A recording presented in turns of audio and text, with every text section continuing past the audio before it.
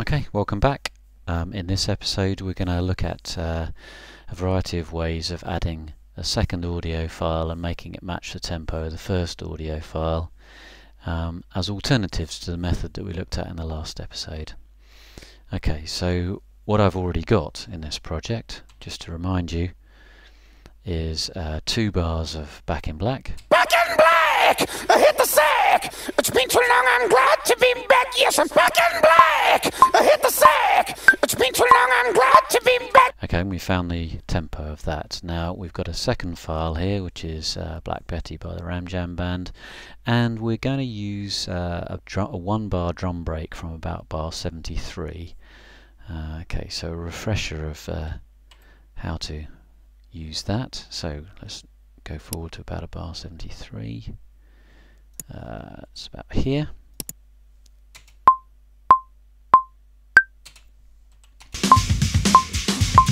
There's that drum break there, and you can hear that it's out of time. Okay, so I'm going to do an approximate marquee selection that includes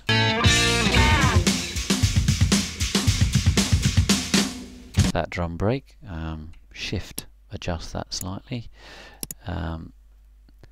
Click on the marquee selection to turn it into a region.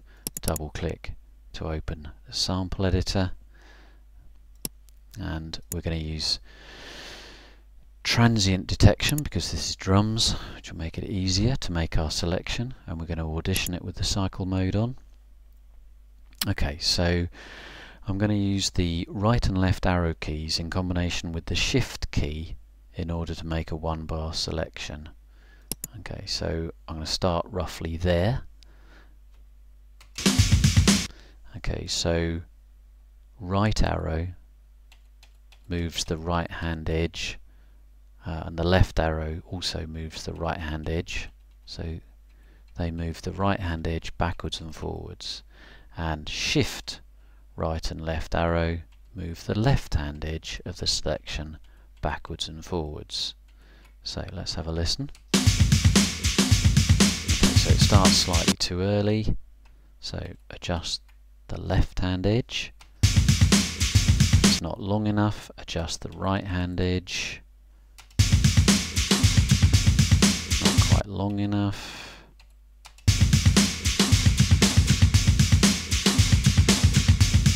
Okay, that's it. Alright, we're going to save that selection as an audio file.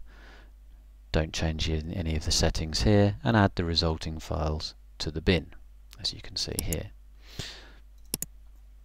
Click Save. We'll better name it carefully, obviously. I've done this a few times before, so I'm going to make it the 3rd version of that. Click Save. Alright, let's close the sample editor, and then we'll open the bin, and there it is. Alright, okay, so let's look at a slightly alternative way of bringing that audio file into the project. First of all, I'm going to add a new stereo audio track. Option Command N, keyboard shortcut for the new tracks dialog. An audio track, and it's stereo because that's a stereo audio file. Click Create. Right, take the project to the beginning, hit Return, and then with the audio file selected in the bin, choose Add to Arrange from the audio file local menu. Yes, use the existing track. Click OK, and there it is. Okay, so zoom in a bit on this so we can see what we're doing. So that's Control Option to zoom in on that.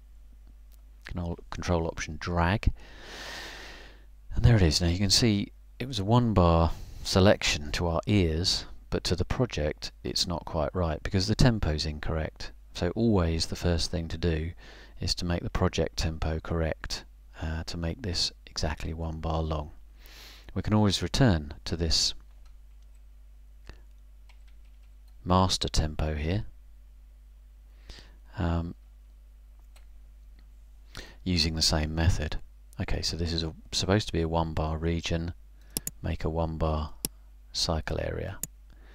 Then options, tempo, adjust tempo using region length and locators. Command T, the keyboard shortcut. Globally is fine because you're going to go back afterwards. Alright, so let's see what we've got.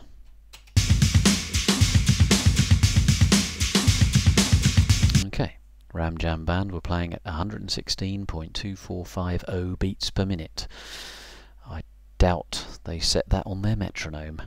Alright, first method then, we're going to turn this into a sampler instrument. And the quick way to do this now in Logic 9 is to go to the audio menu, local audio menu of the arrange area, and choose convert regions to new sampler track. Okay, in the options we get to choose whether we're analysing the whole region, we're going to create a sampler track based on a single region, or divide it up into zones using the transient markers, and it's found a potential 19 zones, and that's the name of the new EXS instrument that's going to be created. Click OK. And there it is. Okay, so let's have a listen to that. And it won't surprise you to hear that it sounds exactly the same as the audio file that was analysed, but each one of these represents a MIDI note triggering an individual sample, which is one of these transients, drum sounds if you like, that's been analysed by the transient detection. Okay, now with that then, now it's a MIDI file, changing tempo is not a problem. So, back to our original master loop, reset the tempo, using the same method we used before, and you can see the MIDI loop, that's better, you can see that our MIDI loop has just automatically changed its length to match the tempo, because that's what MIDI does. Alright, and we can loop that out to 2 bars quite easily because it's a MIDI region. Let's have a listen to that.